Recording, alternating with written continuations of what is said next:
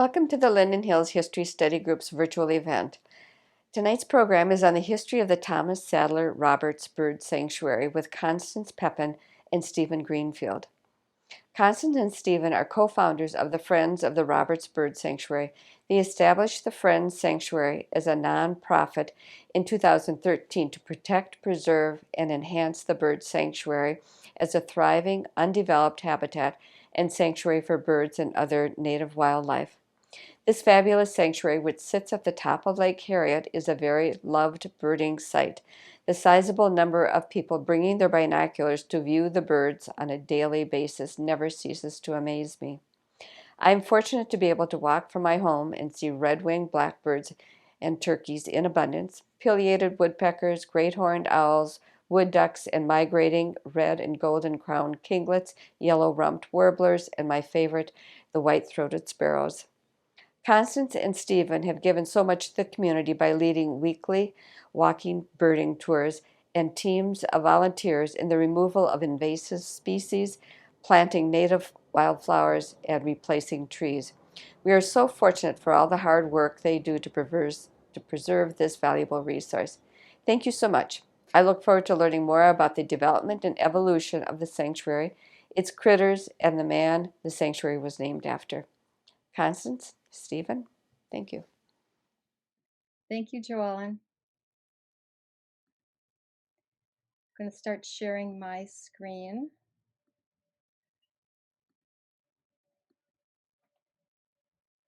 Can everyone hear me okay? All right, thanks for allowing us to be here tonight. Stephen and I have decided to divide up our time in two parts. I'm going to share chronological events about the bird sanctuary land, and Stephen will focus on the birds and other wildlife that we see in the sanctuary. First, we want to acknowledge that what we now know as Roberts Bird Sanctuary, Lake Harriet, and the surrounding lands are the historical hunting lands and fishing grounds for the Dakota people, the original indigenous inhabitants of what is now the Twin Cities. The water bodies and land that we now call the chain of lakes were part of a vast system of waterways extending all the way from Bedote, the sacred site at the confluence of the Mississippi and Minnesota rivers, to what is now Theodore Wirth Park. The land acknowledgement statement provided by the Native Governance Center explains that all of Minnesota Makoche, Minnesota, is the homeland of the Dakota people, and that indigenous people from other tribal nations also reside in and have made innumerable contributions to our region. We understand the need to protect and honor the history and people of these places. This beautiful map is part of a free downloadable print by Marlena Miles, a Dakota artist in St. Paul.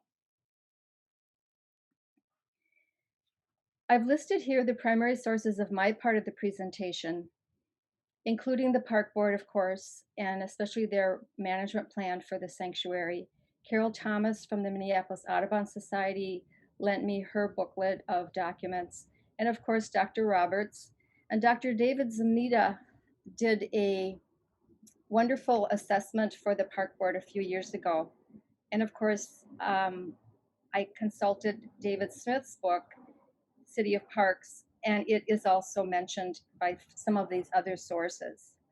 I also had in mind to give a bit of a disclaimer here that it's daunting to be here. I'm not a historian, and I know that many people in the group are including Joellen and David and Peter, are in fact historians. So we are happy to be here and share what we were able to learn about the bird sanctuary.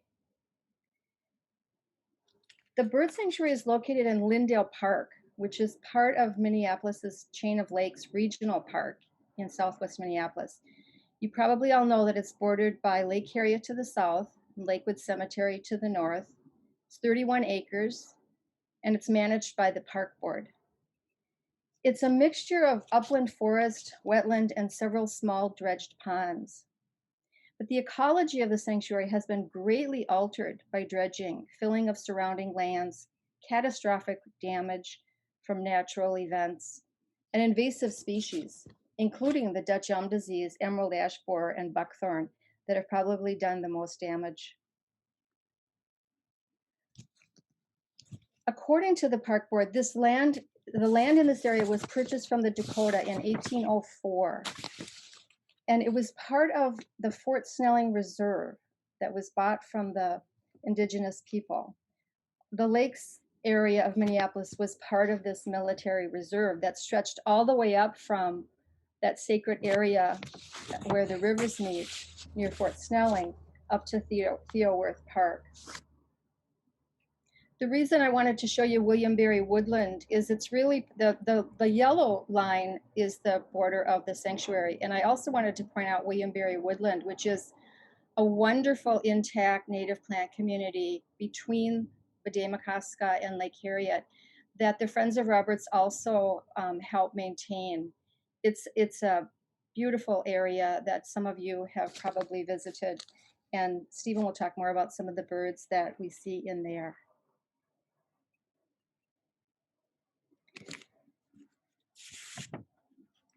Native people had a long history in the area prior to European settlement and undoubtedly used the area around the north end of Lake Harriet.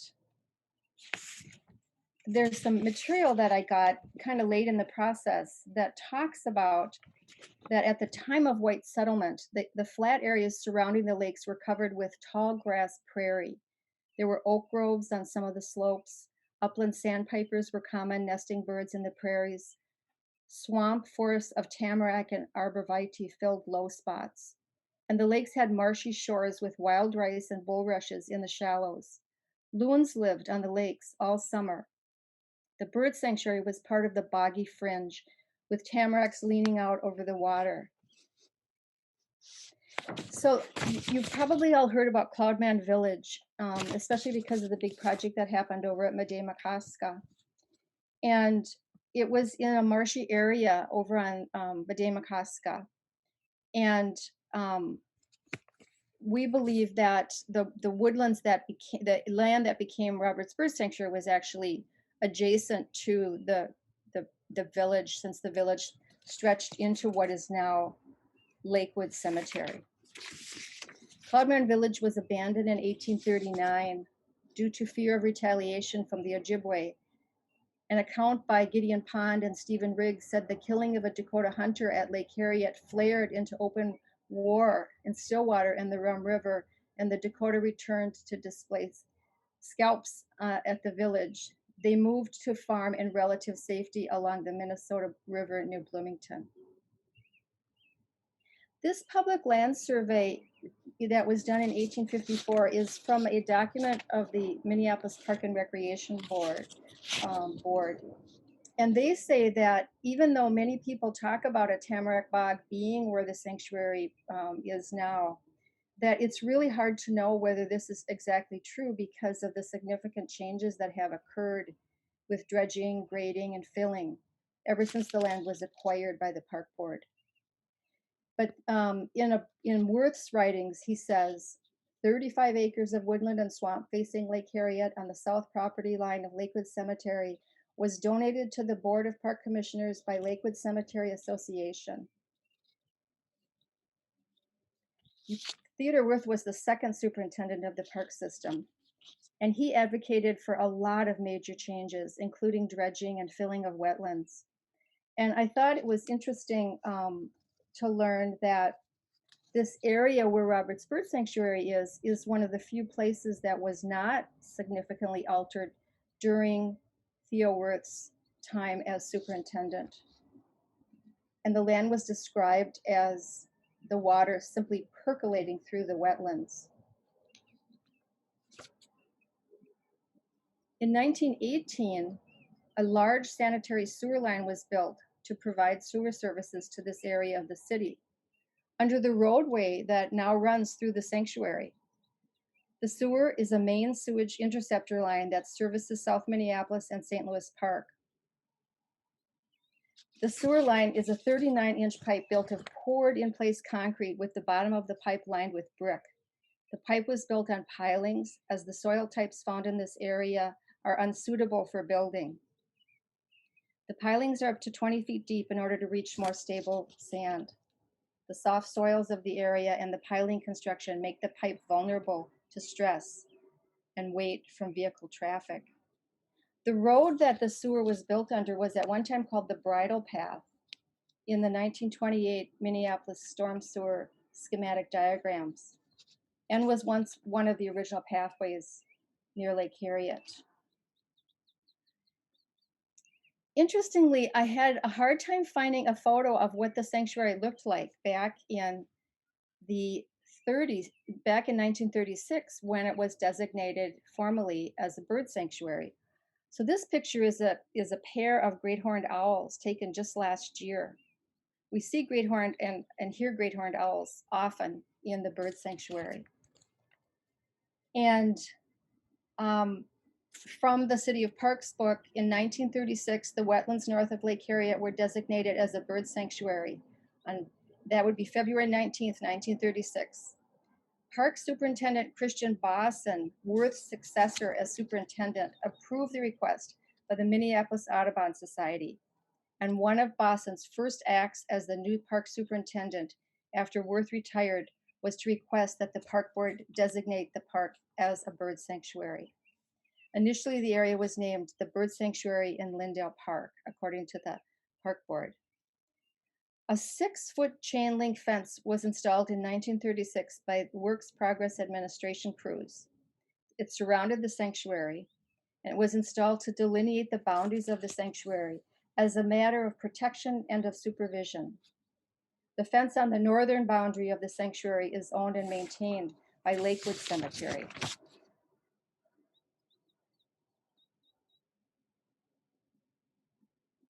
In 1947, at the request of the Minneapolis Audubon Society, the sanctuary was renamed. It was on June 14, 1947, named after Dr. Roberts, who lived from 1858 to 1946. He was a retired physician, professor of ornithology, and director of the Museum of Natural History at the University of Minnesota. He is actually considered the father of Minnesota ornithology, and his 2-volume work, The Birds of Minnesota, published in 1932, was a comprehensive study of Minnesota bird life at that time. We won't be talking much about Dr. Roberts tonight because I know that the history group has actually had a program devoted to him, although we will mention the biography that Sue Leaf wrote. In 1954, about 100 people representing the Minneapolis Audubon Society, the Bird Club, Boy Scouts, and Girl Scouts gathered at the East End to plant trees and shrubs to serve as additional shelter and food for birds. It was with gay hearts that the group worked. This quote is from the Flicker, which was first published in 1929 as the Journal for the Upper Mississippi Bird Club, which was then later called the Minnesota Bird Club, and finally the Minnesota Ornithologists Union. This is one of the first pictures I was able to find, but it really begins to show us the love that people had for the sanctuary. I'll be telling you about a lot of restoration, a lot of planting, a lot of care of people trying to maintain the sanctuary as a viable habitat for birds and other wildlife. Christian Bosson was the 3rd superintendent of parks from 1935 to 1945, and apparently one of his favorite places in Minneapolis was the trail through the wetlands north of Lake Harriet.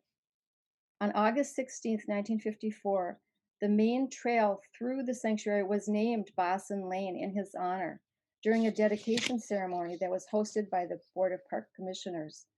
This large boulder in the photo with a bronze plaque is located at this entrance to denote Bosson Lane. His ashes were also scattered along this lane after Christian Bosson died. There are a lot of records that the Minneapolis Audubon Society has, like similar to the one you're seeing here, these minutes from their meetings. This one is interesting in that in 1958,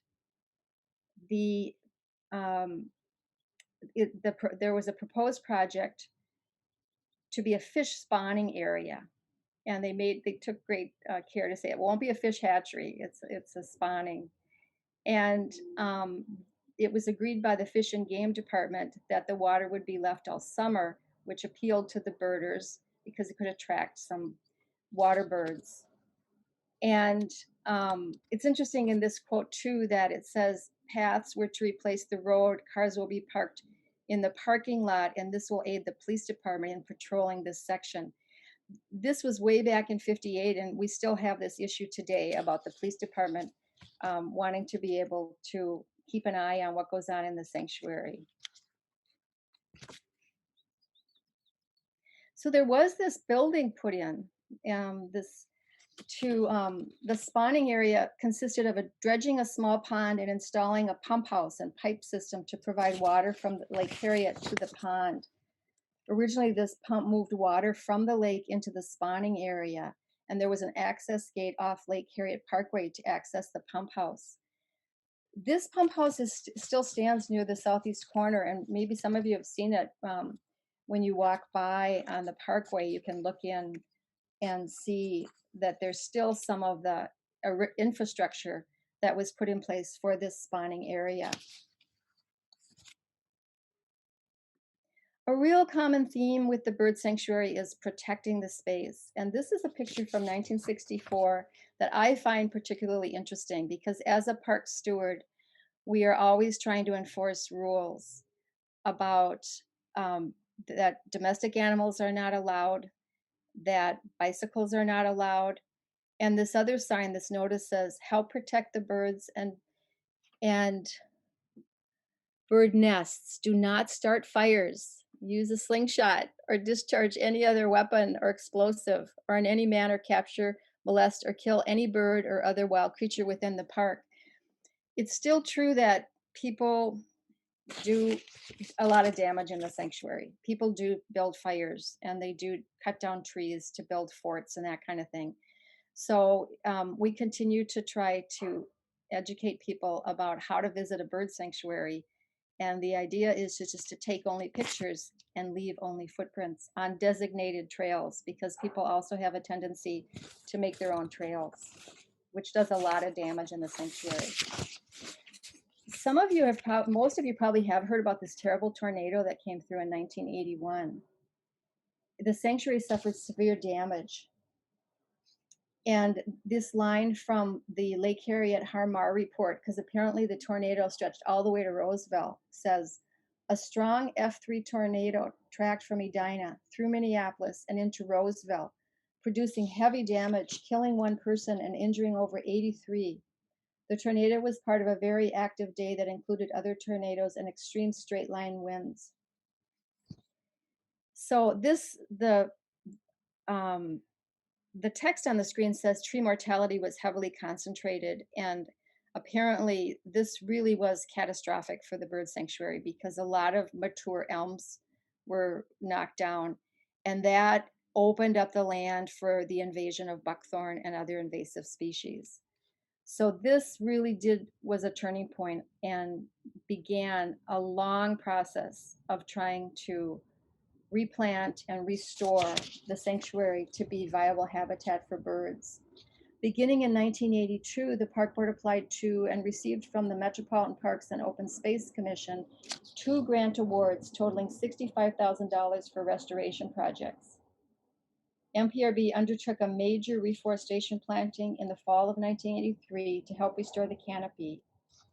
And records indicate that buckthorn had already become a big problem by this time.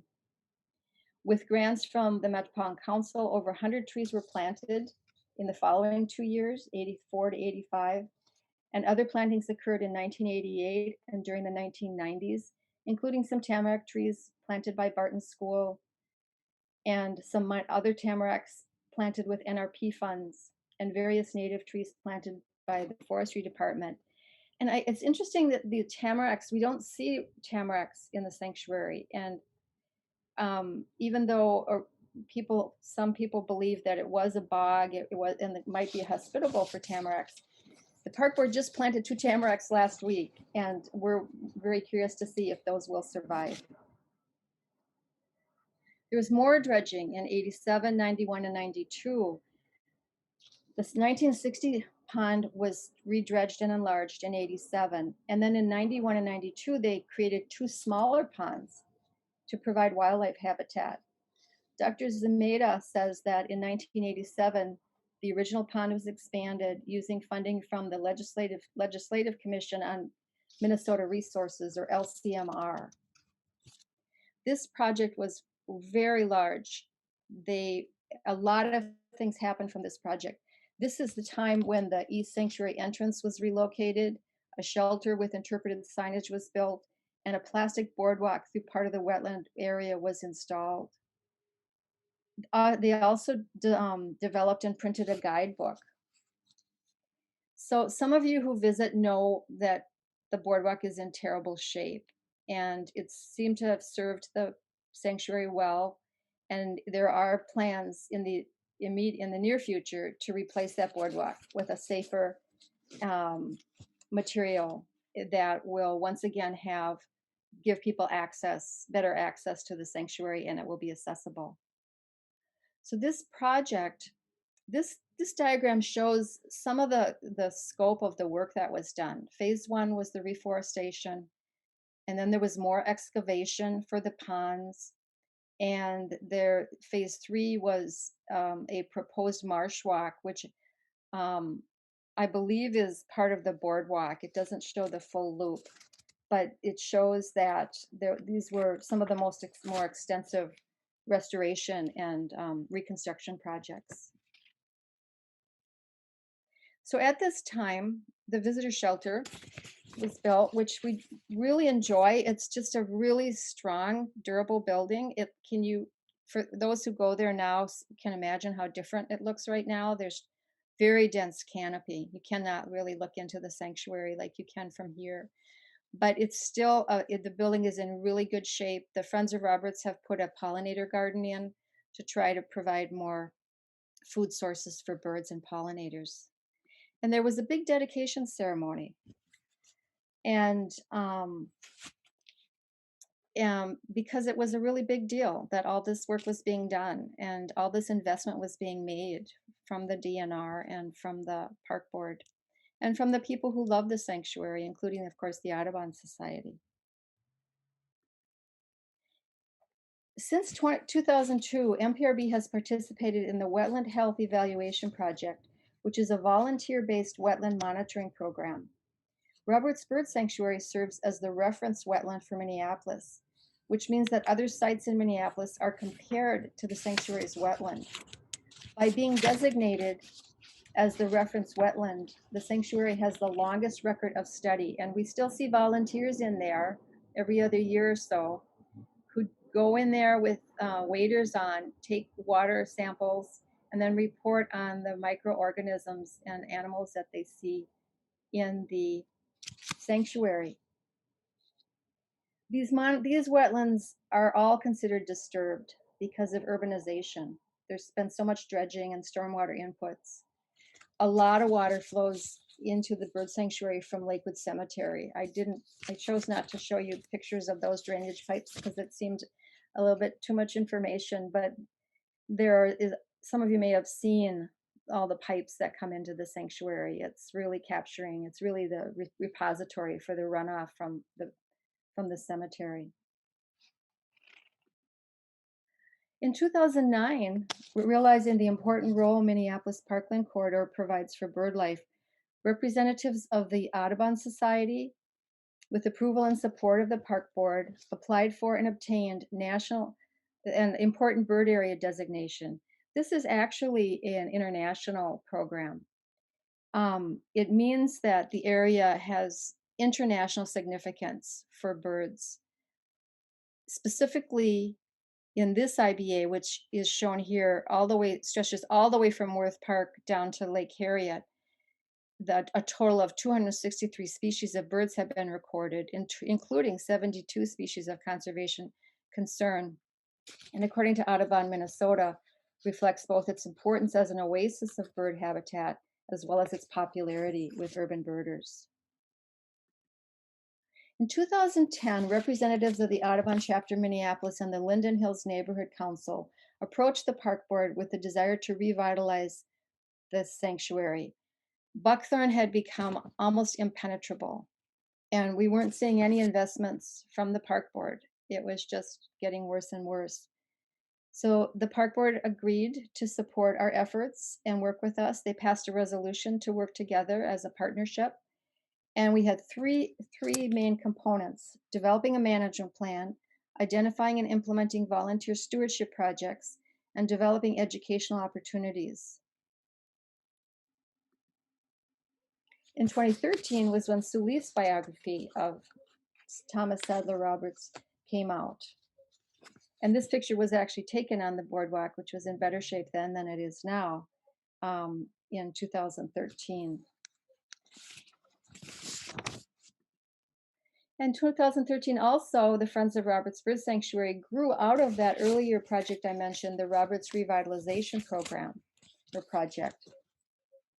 We had volunteers from the East Harriet neighborhood, from the Linden Hills neighborhood, and of course from Audubon.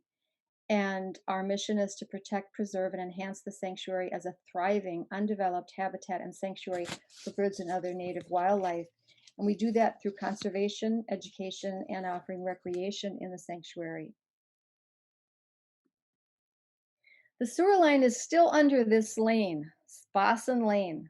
And it's so interesting.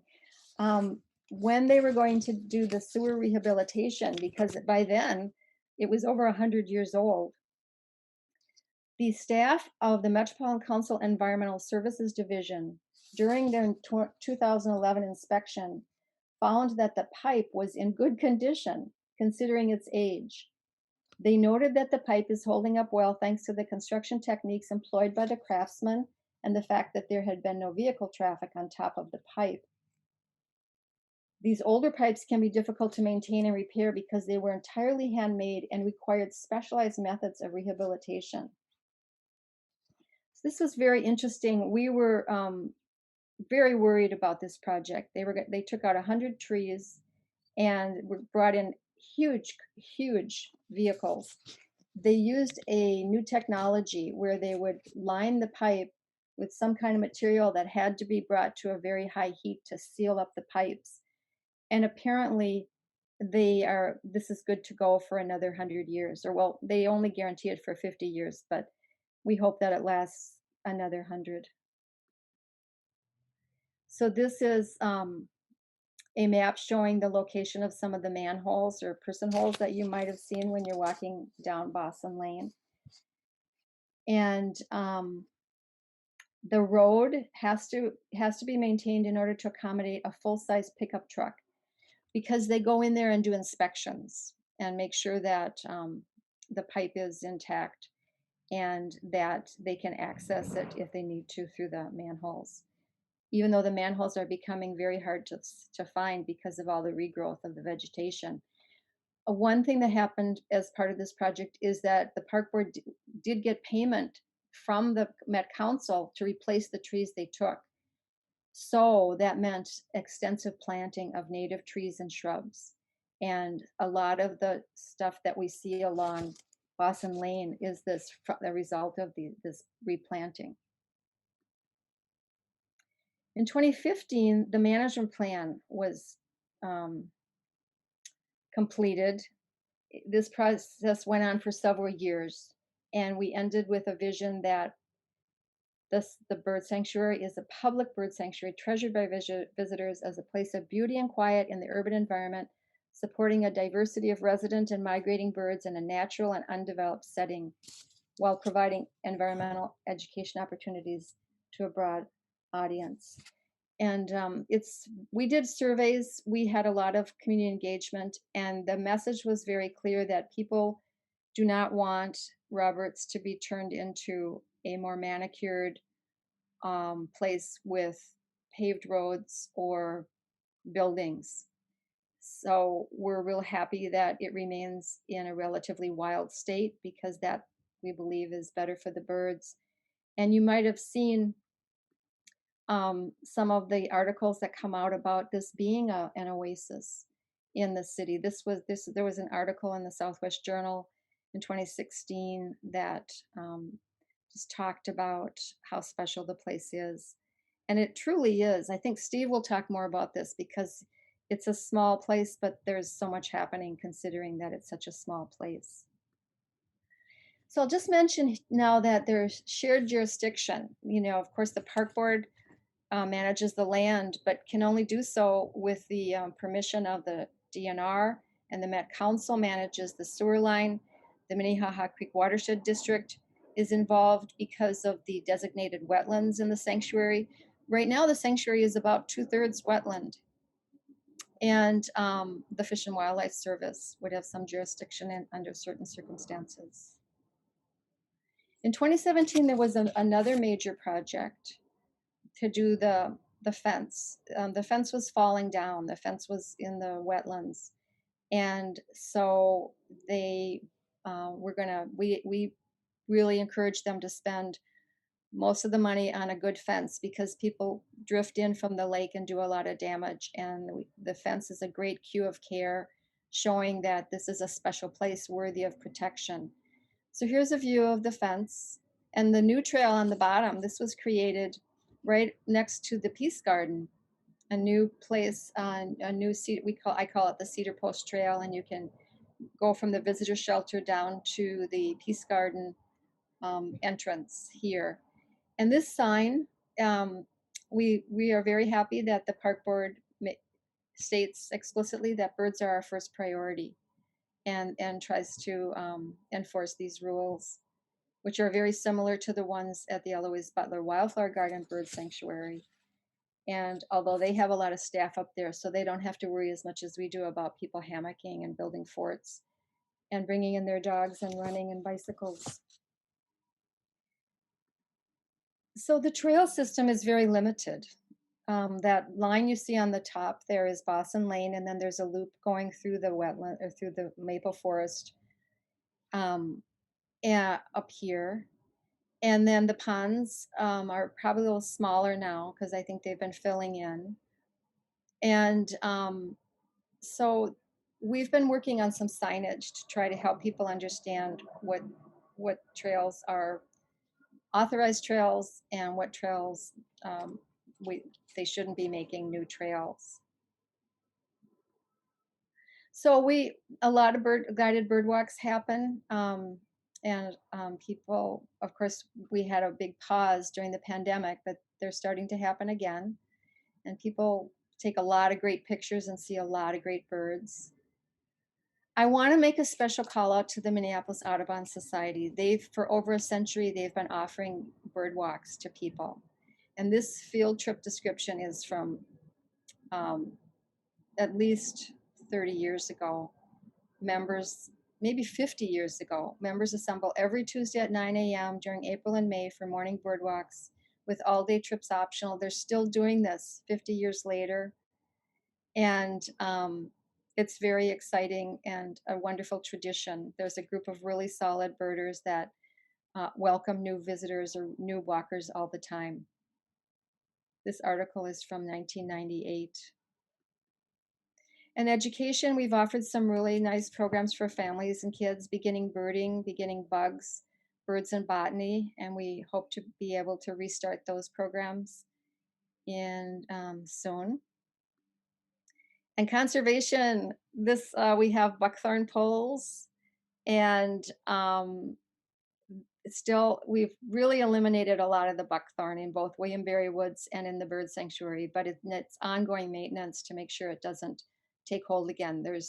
We've taken out most of the big ones, and some of you may have noticed stumps in there, and those are dead buckthorn trunks that we've killed off over time. And I want to also put a shout out to Brian Croteau. He's the mastermind behind this level of clearing of buckthorn in the bird sanctuary. This was a huge pile that he cut, and we hauled out a few years ago, and the park board chopped it up. That was a real turning point for the sanctuary in terms of getting a handle on the buckthorn, and we're still working on it.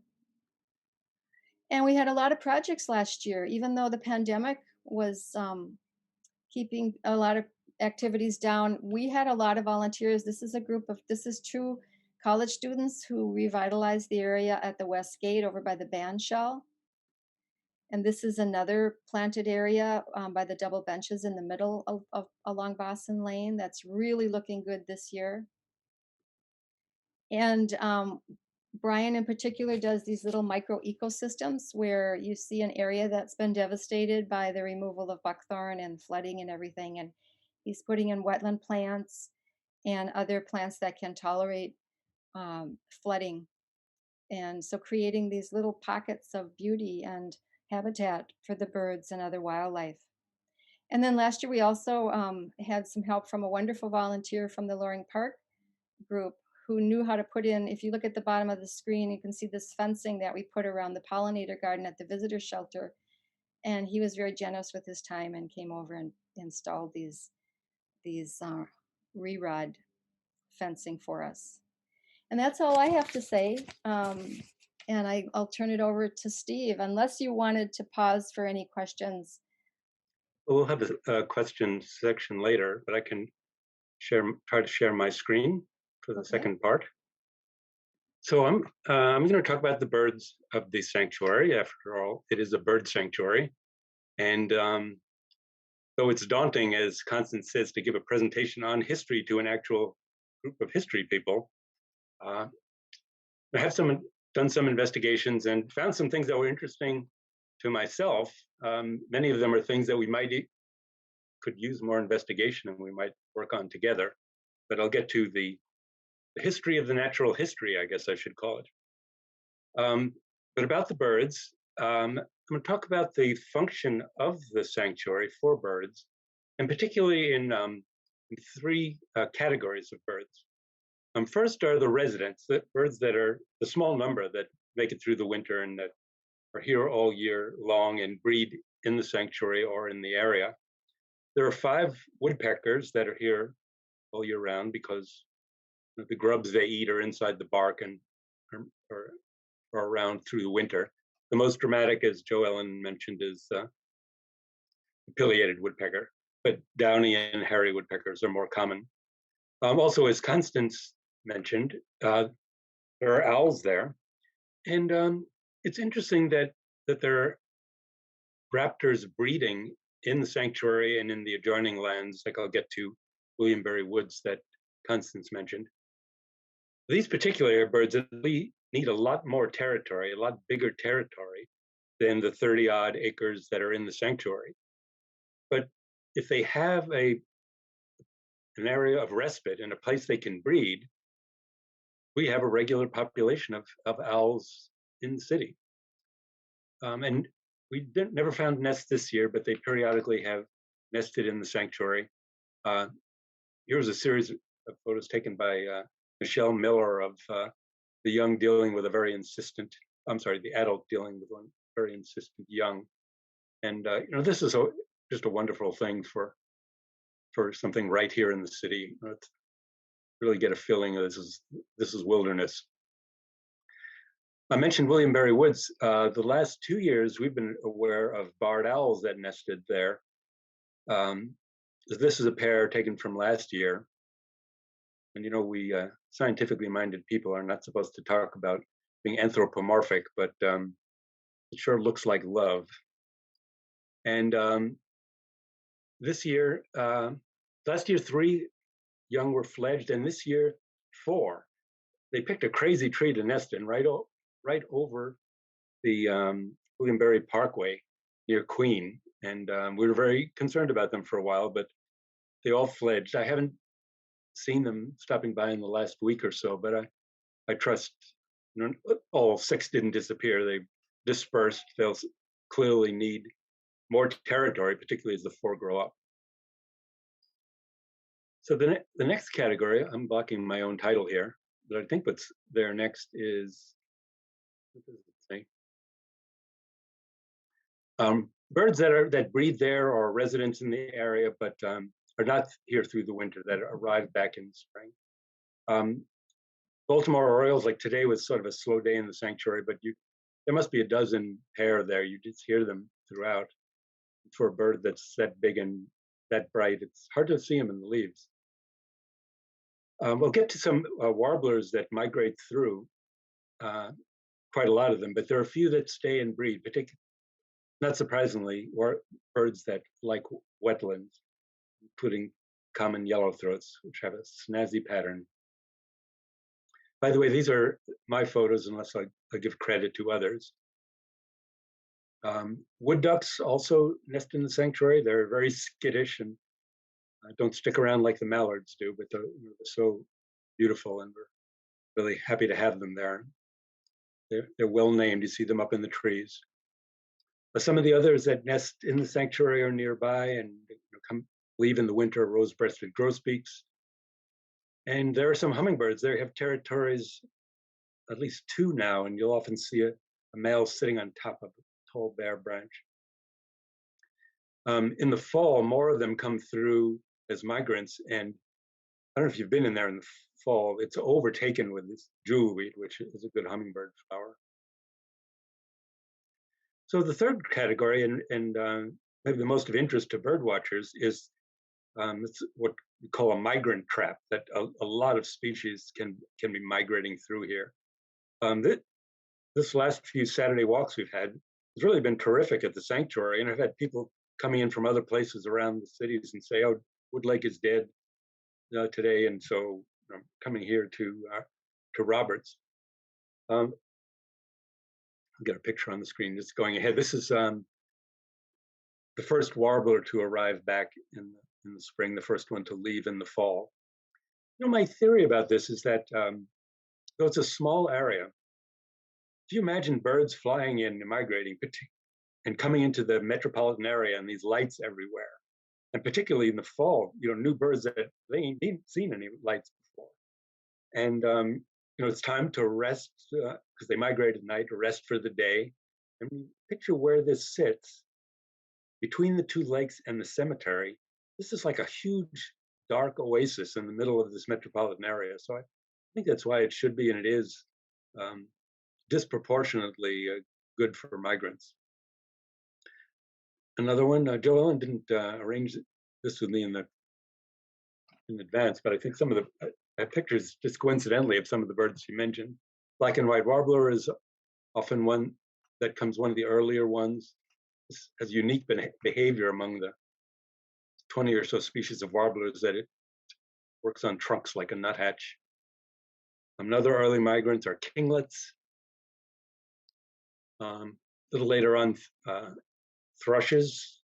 One time last week, we had 4 different species. So that's just an introduction to speaking of birds per se, and we've given a couple of presentations where the majority of the presentation is birds. And I have more photos, which I've stuck at the end if people are interested and we have time. But as I said, I'm trying to think about, what can I say about the history of the natural history of the area? And I guess the main key there is history. Like Sam Cooke, I don't know much about history, but change is the essence of that. So I'm trying to think through the historical changes of this area. Start way back, that after the last glacial period, and some people term that we're still in remnants of that ice age, but when things stabilized after the big sheets of ice, the forests and the habitat that developed then, I think have continued basically until now. So this is the far western tip of this huge hardwood forest that ran from the Atlantic all the way to here. And then also tall grass prairie. Now that sounds odd to any of us. One thing I heard about this first that sort of startled me. I was reading excerpts from a biography of Harrison Salisbury, this New York Times writer who was born here. And he said something like, "My grandmother lived on Lake Street, and just south of her house, the prairies started and continued forever." So, things have really changed. And I'll get into this in a couple of ways since then. But I think that was pretty stable until settlement. And I've lumped here, I'm clearly with the first peoples, the Native American settlements, and I know very little about this. As the Anishinaabe, the Chippewa pushed the Dakota out of the forest areas, there certainly was some settled agriculture in addition to the original hunter-gatherer lifestyle. But I don't think any of it did a qualitative effect on the availability of habitat and on the bird life. So it was really with the heavy European settlement. And I gathered, like in the 1850s, there were enough treaties done with the native tribes, and extensive settlement took place. So two aspects of that: clearing of the forest, plowing of grasslands, and just continuing that. And with the huge growth in population in the last 150 years, just loss of habitat. And other practices have led to the loss of food sources, particularly insects. And people talk about the insect apocalypse. And yeah, personal history. I remember when you drove into the country, you'd have to clean the bugs off your headlights. And that does not happen anymore. And a more recent one is climate change. And I'll give a couple of examples of this as I go into the next sections. And this is something that people are trying to plan for, ideally mitigate, and forecast what's going to happen as this continues. The primary sources. So again, I'm trying to look at the history, and I couldn't find really records of numbers or anything like that. Even this reference at the bottom that Constance mentioned also, David Sameta put together a list of the birds recorded there. There are no numbers to see the differences of changes, or really, he didn't go back far enough. So I found some very interesting things that I'll bring up. So we have a copy of Thomas Roberts' 2-volume books, 1,500 pages, plus 60 or so plates. It's just a mammoth thing. And he, talks about, really everything he could learn and all the people who had studied birds in the area. In the time he was there, I forgot, I think he was born in like 1870, and the book was published in 1932. And then a minor thing, a friend of mine, Gordon Anderson, he's a birder and he lives in St. Paul, is into history. He might be a better person to contact than us in the future. He published an article in the Loon about Henry David Thoreau and the birds of Minnesota, bicentennial of Thoreau's birth. And he's just submitted one to the Thoreau Society, a view of not just his visit to Minnesota, but his times in Massachusetts and everywhere, focusing on the birds, which was one of his main interests. But more of the people in that group just interested in him as a writer and a philosopher, rather than Gordon's trying to bring attention to his interest in birds.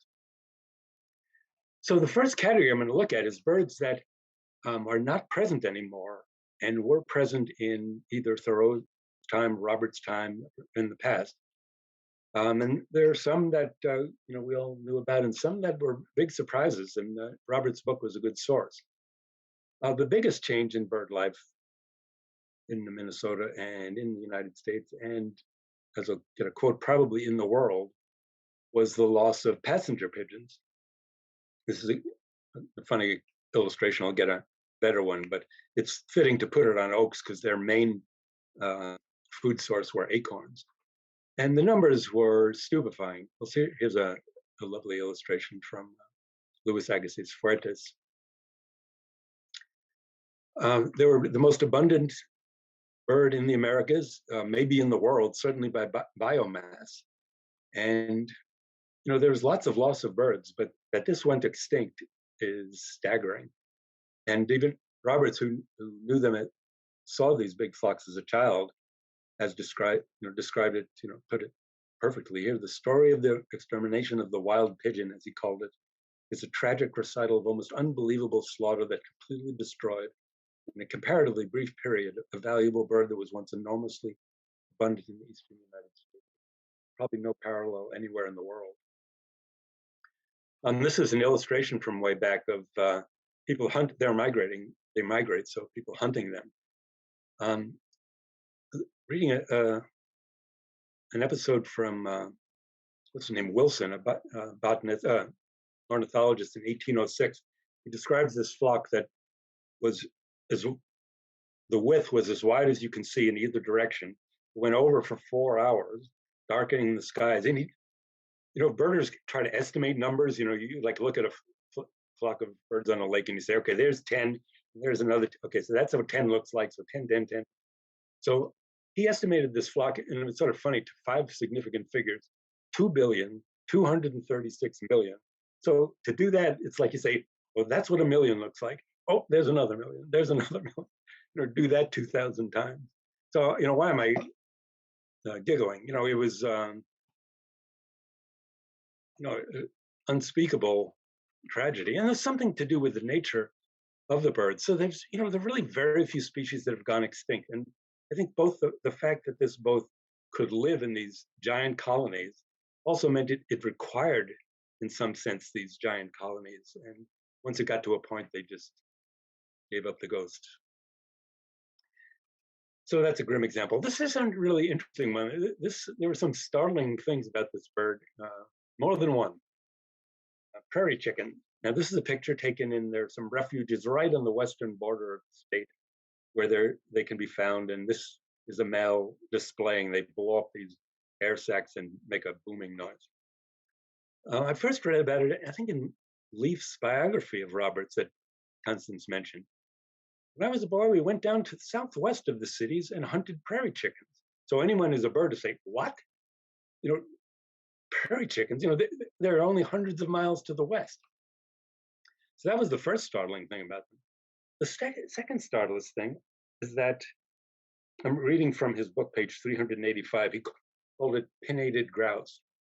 There were no pinnated grouse in Minnesota in the days of the early explorers. So the records from when they arrived, there were none of those here. They hunted sharp-tailed grouse, which are in more wooded areas. Their prairie chickens were sharp-tails, a much wilder and less adaptable bird. The pinnated came with the settlers who broke the prairie soil and planted crops, and by the middle of the 19th century had become abundant over much of southern Minnesota. So that's the second startling thing. So there was some nature of agricultural practice that was conducive to these birds. And clearly what's happened since, and I don't know enough about agriculture being from New York City, that obviously the industrial farming that goes on now makes this totally inhospitable to chickens. So this was an odd one. It wasn't there, in Audubon's time. It, was there in Robert's time, and now it's gone from here. Very interesting. Ruffed grouse, I looked at, Roberts has a table of records of birds. He picked 100 species seen in the Twin Cities area, and ruffed grouse were seen all year long. And they're in this region, more wooded areas to the south and north. But I think that there just isn't enough intact forest here for them to be around. Here's an illustration, one of Audubon's dramatic illustrations. By the way, when these call, they don't go with their voice, they flap their wings to their chest. And it's a funny thing. It's more like you feel it than you hear it. Boom, boom, boom, boom, boom, boom. Another one I was surprised to see that Roberts listed something that was present in the Twin Cities all year long was bobwhite. And they are really not doing well in this country. And throughout, and certainly here, if they're ever found in Minnesota, they're escapees from farms where people raise them. And I think they needed scrubby area, plus people hunted them, and they were here regularly in 1930s, but not here at all. Now here's another funny one I got from looking at Robert's tables. This is a series of them. He mentions these are birds that are not always, but usually come down and can be seen in the winter. And my photos of this series of birds are all taken up like in Ely, Minnesota, or I don't know if you've heard about the Sax-Zim Bog, which is famous worldwide among birders as an example of northern spruce bog and the birds that go with it. So people make trips up there to see these birds, Canada jays, and that they were in the Twin Cities, periodically, regularly in the winter. Another one like that, evening grosbeaks. I've never seen one near here. This was taken in Sax-Zim Bog. This is an Ely, a faded photo of another one, pine grosbeaks. And, according to Roberts, they were around then. And even occasional hawk owl. This is from Sax-Zim Bog, which is famous for getting them in the winter. I don't think they breed in Minnesota. And, just makes a birder's jaw drop that, they were coming to Minnesota. So here's a question for you, class. How could that be? What happened? And the answer, since we're all muted, is this is one aspect of the global warming. The cold areas are being pushed northward, and these birds are not around here anymore. So that was all surprise for me. Very good outcome for having this assignment you gave us. So now the opposite of birds that are here now and were not in Robert's time, which is, probably as you or anyone would approach this with all the gloomy environmental news, you didn't think there was anything like this. Well, some were, introduced, like house sparrow from Europe, which some knuckleheads wanted to have all the birds that were in Shakespeare's plays and brought these here. But, I guess they're good that they can, live in civilization. Another one like that, a little different, are house finches. And these arrived in Minnesota only recently, for old people like me, in the 80s was the first time they were in Minnesota. I think I saw one in 1985, and that was a big deal. And this is a little different path. These are Native American birds on the West Coast, and live all the way from California to the Rockies, but don't cross the prairies. They need trees. But they were introduced in the East Coast because they sing and they're pretty. And so they've moved west. So there's a Western bird that came from the East. And now they're pretty common around town. Also, there were no cardinals in the Twin Cities in Robert's time. They'd come to the state. Probably in Thoreau's time, they weren't in the state at all. Oh yeah, I forgot to mention some quotes from Thoreau. And he only had a brief visit to the Twin Cities and then went further north in Minnesota. He said, "On the edge of Lake Harriet, I stumbled across the nest of a wild pigeon." So he didn't see a whole lot of birds here, but quite a few that we still see now. But some of these were not present then. Blue-gray gnatcatchers were not in Minnesota in Robert's time. Only getting to the south. When I first moved here, you could see them if you went a couple of hours south, and they've been breeding in Roberts the last maybe 10 years. Red-bellied woodpeckers were not in Minnesota in Thoreau's time or in Robert's time.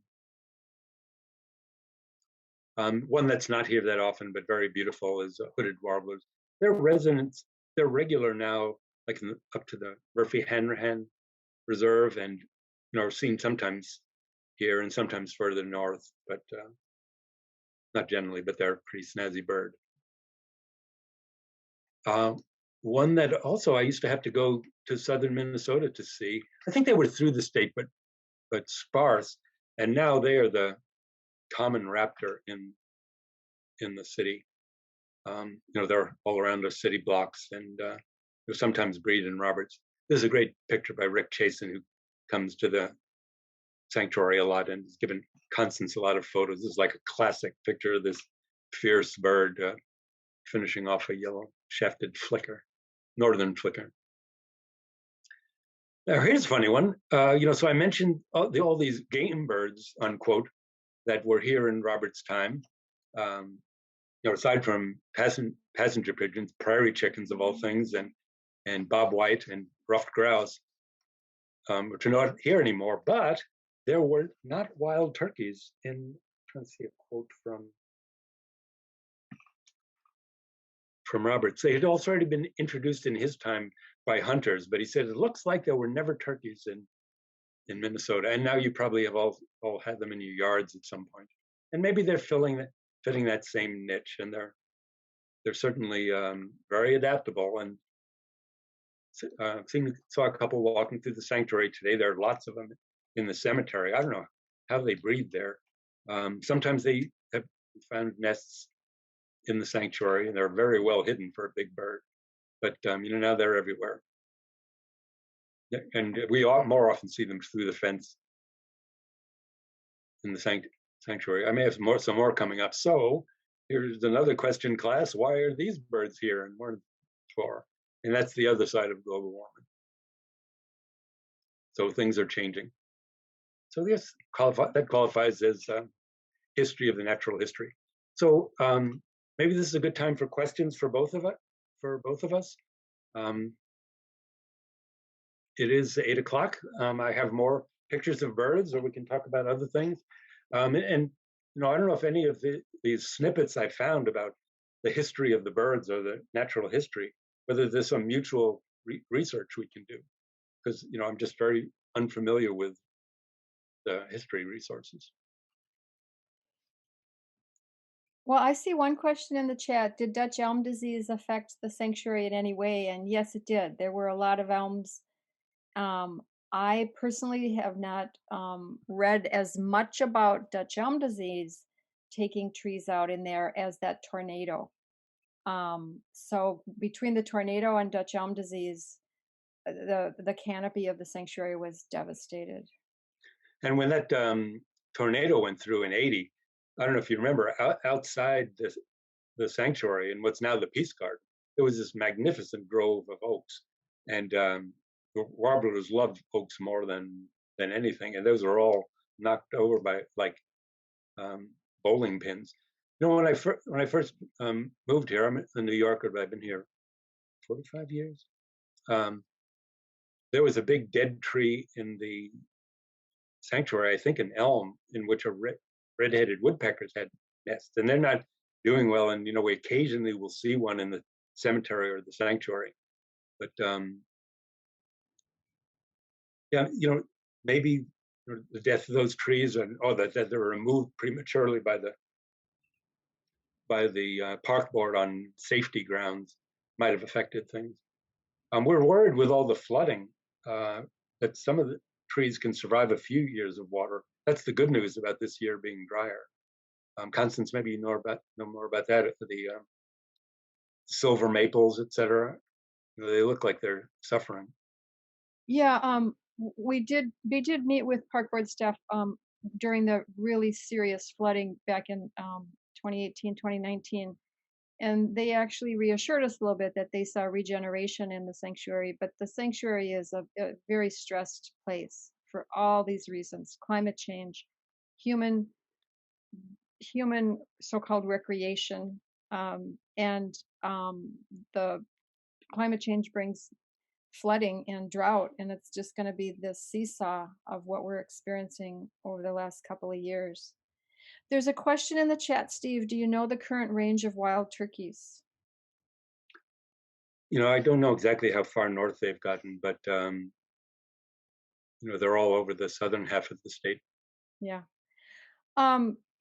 So people would like to see more photos. Let's just answer one more question before you switch over to more photos. Can anything be done to stop the clean the runoff from Lakewood? This would require that the park board initiated a project with Lakewood Cemetery.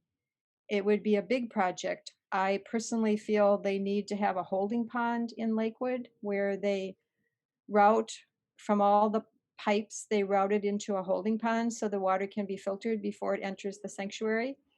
And the park board actually has applied for some funding from the state to do some restoration in Roberts, including dealing with some of the hydrology issues.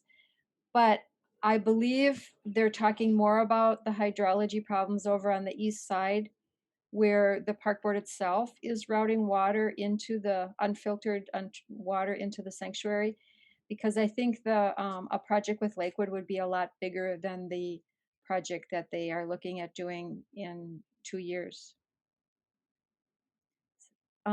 Should we turn to more photos? Sure.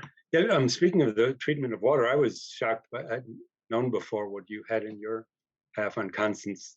These plans to turn into what was it? A fish hatchery? Yeah. Spawning. Oh, spawning. Spawning. So people didn't know what they were doing. You know what else is interesting to me is that when they give it up, they just leave all the stuff behind. They just leave the fencing, is just old fencing is in the sanctuary. It's just dumped there and left, unfortunately. So before getting into birds, I should mention the other kinds of other animals that are there. Occasionally we see raccoons, and they've nested in, bred in the sanctuary, one of the big old dead trees that are still left standing.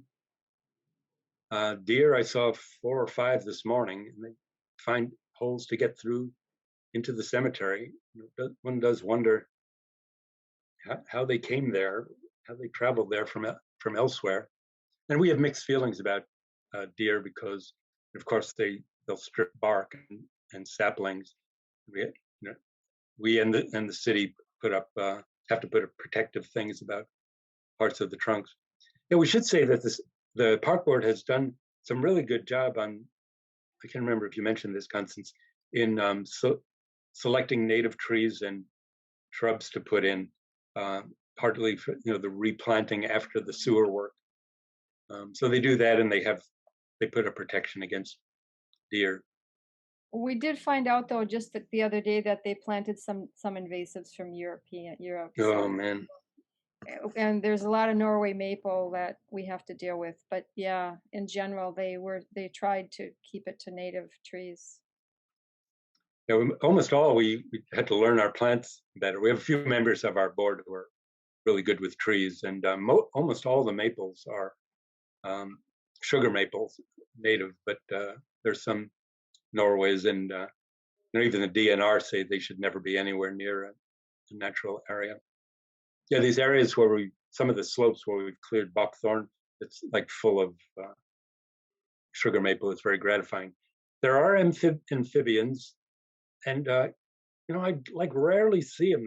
Then you hit it right in a week in May or April, and you realize it's full of a couple of kinds of amphibians, leopard frogs, occasionally wood frog, and gray tree frogs. There's another species, Cope's gray tree frog, and they change their colors so they can be gray or green. But don't see them regularly, or maybe not. I'm just not attuned to amphibians.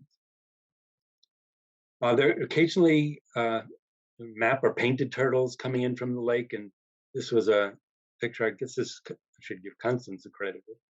We saw this snapping turtle struggling to dig a hole to lay eggs. Constance, I can't remember. Did it finally lay eggs?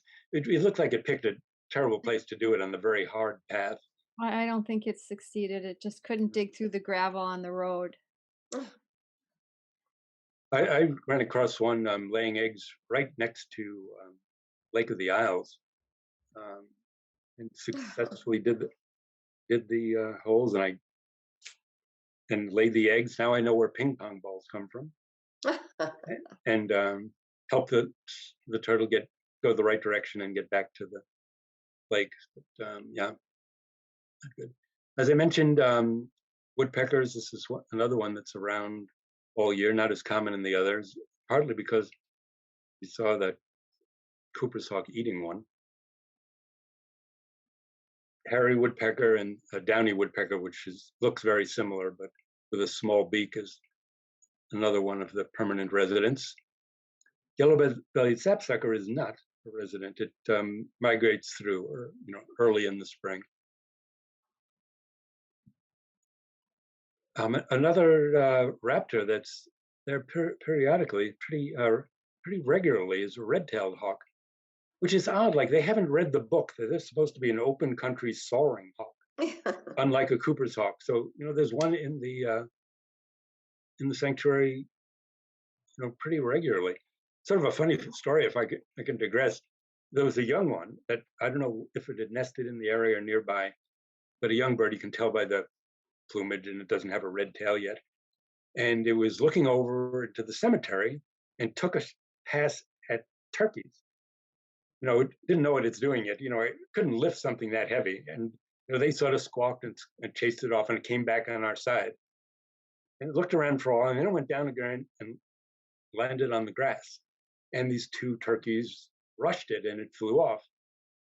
But the funny thing was, like a minute later, over the hill come this horde of like 20 turkeys, gobbling and chasing away. And they must have given some call that was a signal. It was like the turkey equivalent of the cavalry. It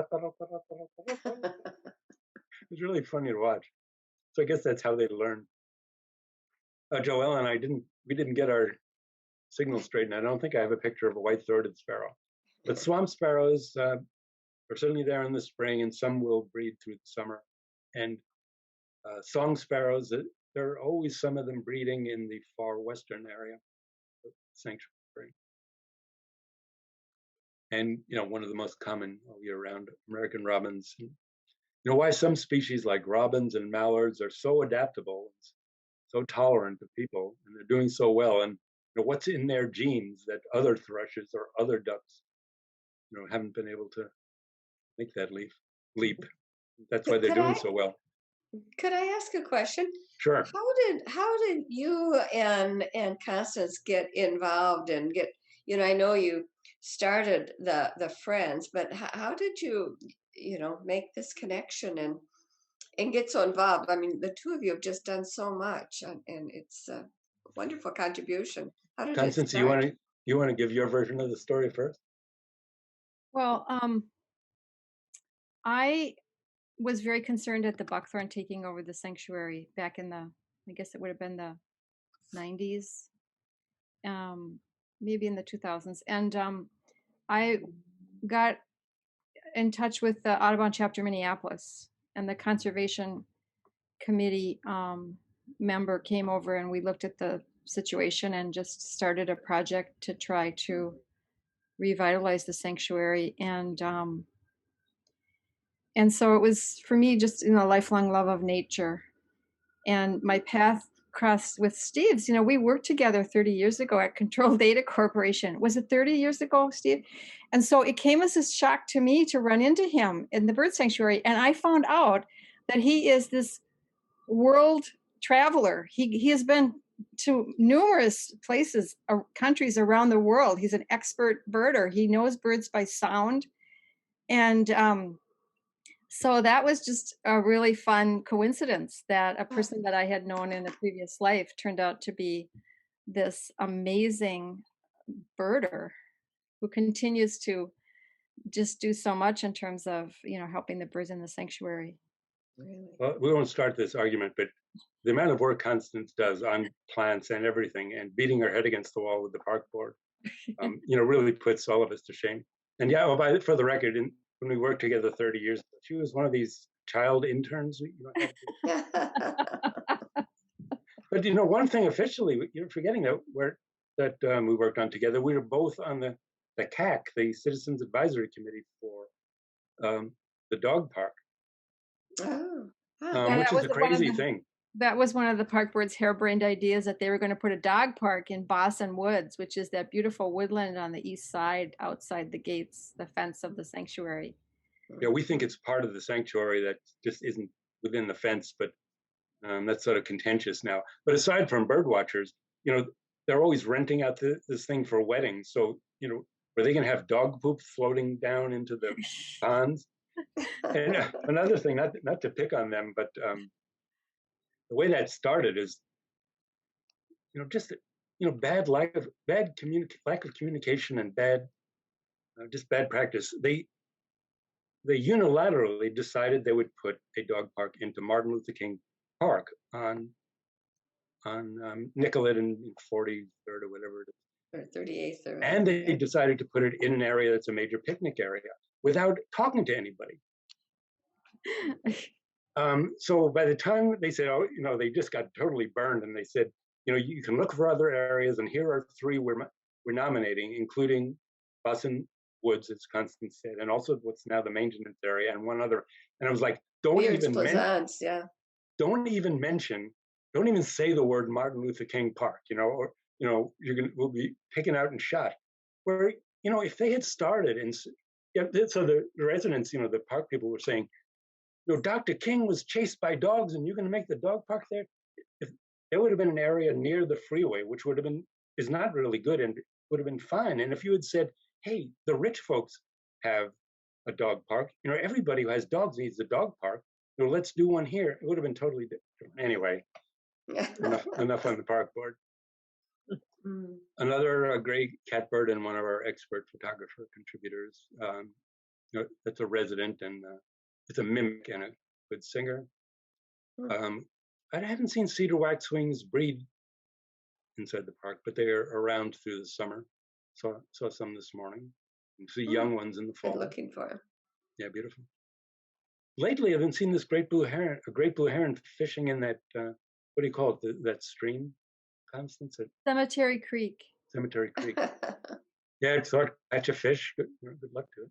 There's some giant fish there. Just got a reasonable one. Excuse me, Charlie. I've seen great blue herons occasionally too. Yeah. It's a startling thing when we see it. Scarlet Tanner just haven't bred there, but I don't know why. Because we have oaks and maples, and that's what they like. But those are being seen now. Right. Yeah, somebody saw one the other day. We saw one last Saturday, but just passing through, unfortunately. And only rarely have we come across a nighthawk.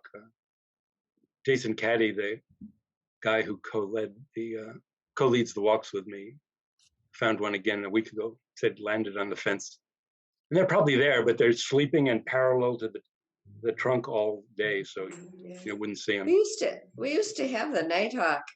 I'd hear them on a nightly basis back probably in the 90s, and suddenly they're gone. I guess. Well, no, I think you'll hear them later in the summer. They have a tough time. They have a hard time finding places to nest, and I keep thinking I'm going to look into, are there birdhouses, whatever you call it, for nighthawks. I worked in an office, and there was one outside the window on the gravel flat roof, so they're pretty tolerant. I think that's their problem, but they'll be around, but not doing well. Hermit thrush, and like the others I showed, passes through.